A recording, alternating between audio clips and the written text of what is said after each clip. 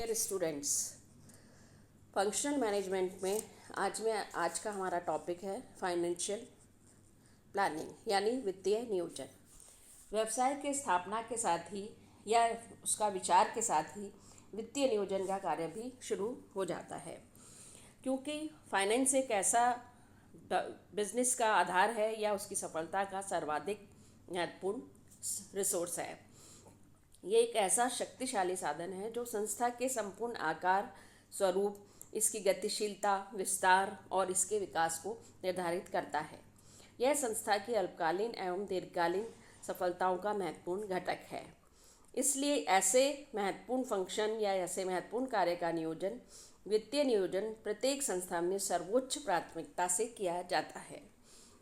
इसे कोई भी संस्था भाग्य के भरोसे सोचने का साहस ही नहीं कर सकती, बल्कि वित्तीय नियोजन प्रत्येक संस्था इसमें एक साधारण जो भी सावधानी है वो बरतती है।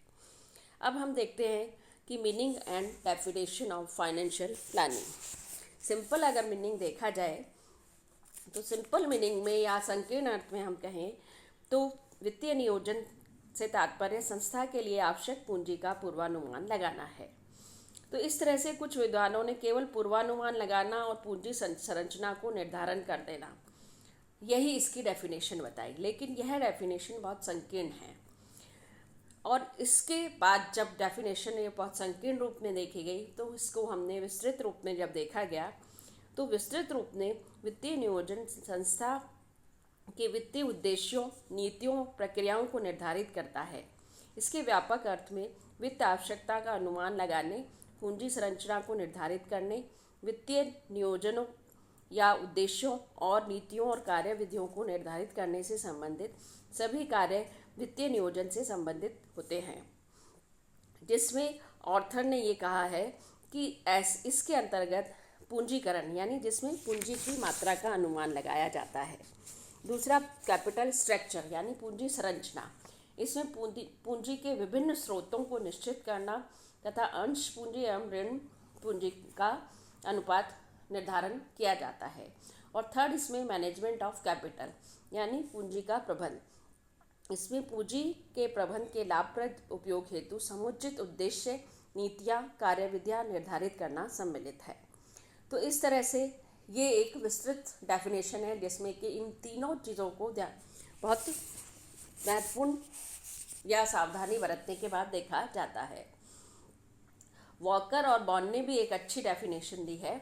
वित्तीय नियोजन जिस कार्य से संबंधित है जिसमें संस्था के वित्तीय लक्ष्यों का निर्धारण करना, वित्तीय नीतियों का निर्माण करना, प्रचार करना एवं वित्तीय कार्यविधियों का विकास करना सम्मिलित है।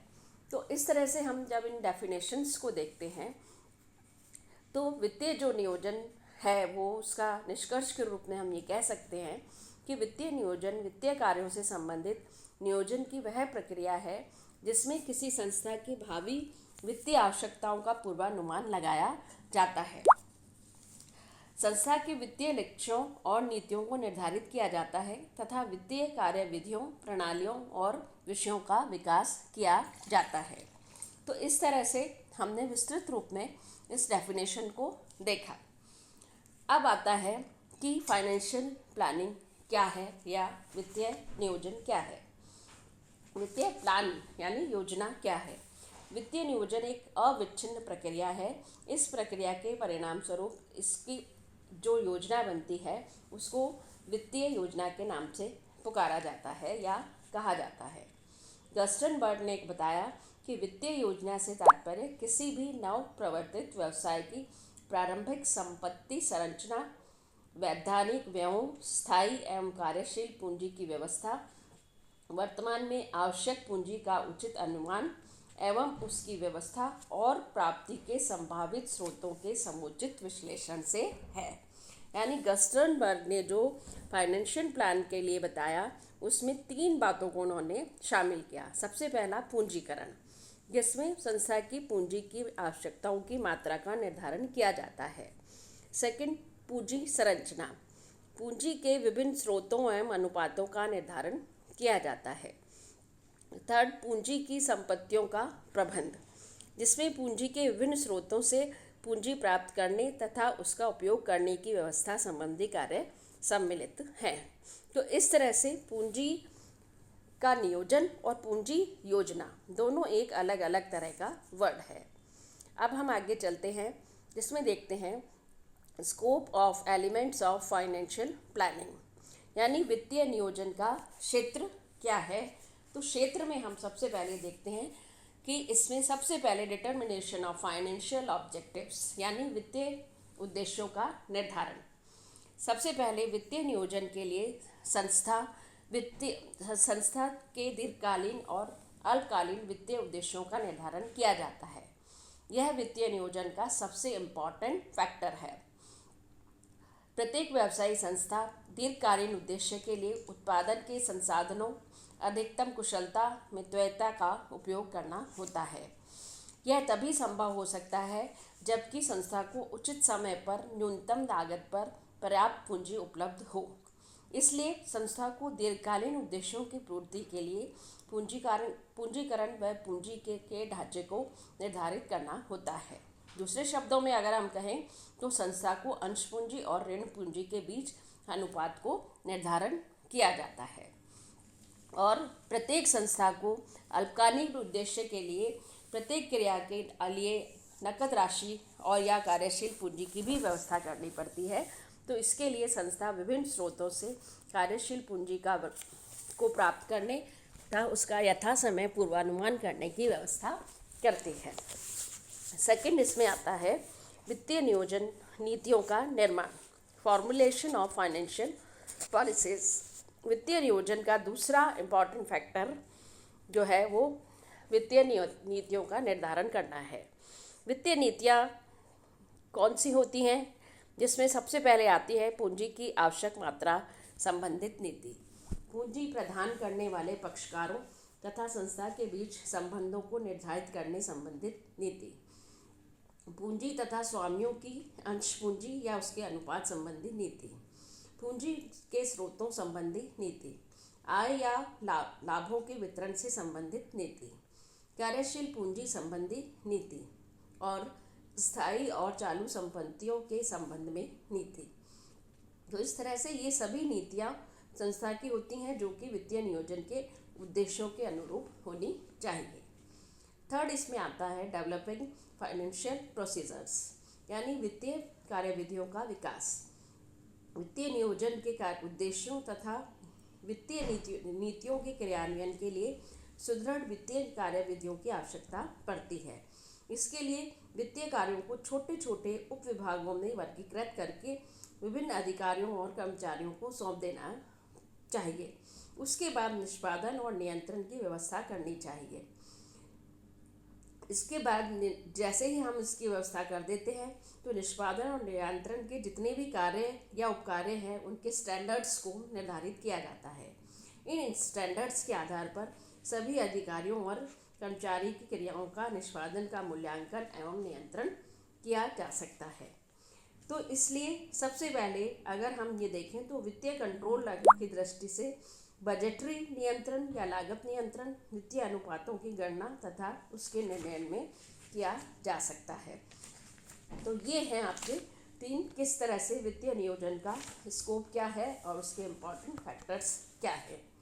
अब हम देखते हैं वित्तीय नियोजन के प्रकार क्या हैं। वित्तीय नियोजन जो है वो तीन प्रकार का होता है। सबसे पहला होता है long term financial planning. Long term जो प्लानिंग है वो सामान्यतः 5 वर्ष से अधिक अवधि के लिए बनाया जाता है और यह नियोजन दीर्घकालीन नियोजन कहा जाता है। ऐसा नियोजन दीर्घकालीन वित्तीय समस्याओं के निराकरण के लिए किया जाता है। यह उन संयंत्रों और परियोजनाओं की स्थापना के लिए किया जाता है जिनका कि गैस्टेशन पीरियड का, यानी जो कि 4-5 वर्षों से बहुत अधिक या इससे अधिक होता है। ऐसे संयंत्रों और परियोजनाओं का उत्पाद बाजार में आने में बहुत वर्ष लग जाते हैं। तो ऐसा नियोजन विस्तृत सोच विचार के बाद ही किया जाता है। दीर्घकालीन नियोजन करते समय संस्था के दीर्घकालीन उद्देश्य, वित्तीय उद्देश्यों यानी पूंजीकरण की मात्रा, पूंजी संरचना, भावी विस्तार कार्यक्रम के लिए कार्यक्रम के लिए अतिरिक्त पूंजी की आवश्यकता या उनकी व्यवस्था या संपत्तियों की प्रतिस्थापना के समय वित्तीय व्यवस्था के आदि से संबंधित पहलुओं पर पहले से ही नियोजन कर लिया जाता है। सेकंड इसमें आता है मिड टर्म फाइनेंशियल प्लानिंग।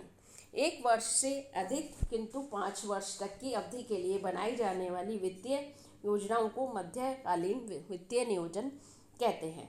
ऐसे नियोजन में संपत्तियों की प्रतिस्थापना, रखरखाव, शोध, विकास कार्यों, अस्थायी उत्पाद कार्यों, निर्माण क्रियाओं के संचालन आदि के लिए वित्तीय आवश्यकताओं का नियोजन किया जाता है। थर्ड इसमें आता है अल्पकालीन यानी शॉर्ट टर्म फाइनेंशियल प्लानिंग। जो नियोजन सबसे बहुत ही कम अवधि के लिए किए जाते हैं उनको अल्पकालीन नियोजन कहते हैं। अल्पकालीन नियोजन सामान्यतः 1 वर्ष की अवधि का हो सकता है।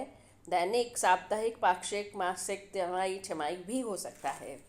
अल्पकालीन वित्तीय नियोजन मध्यकालीन नियोजन और दीर्घकालीन वित्तीय नियोजनों की आवश्यकता की पूर्ति के लिए किया जाता है। इसलिए अल्पकालीन नियोजन का अधिक व्यापक क्षेत्र होता है। ऐसे नियोजन में संस्था की अल्पकालीन वित्तीय आवश्यकताओं का नियोजन किया जाता है। ऐसे नियोजन में सबसे इम्पॉर्टेंट जो है वो है वर्किंग कैपिटल का नियोजन होता है, जिसमें अल्पकाल में पूंजी के विभिन्न स्रोतों और का निर्धारण किया जाता है और इस प्रकार के बजट और नकद प्रवाह विवरण, अनुमानित लाभ हानि खाता आदि तैयार किए जाते हैं। इसकी सहायता से ही अल्पकालीन वित्तीय नियोजन किया जाता है।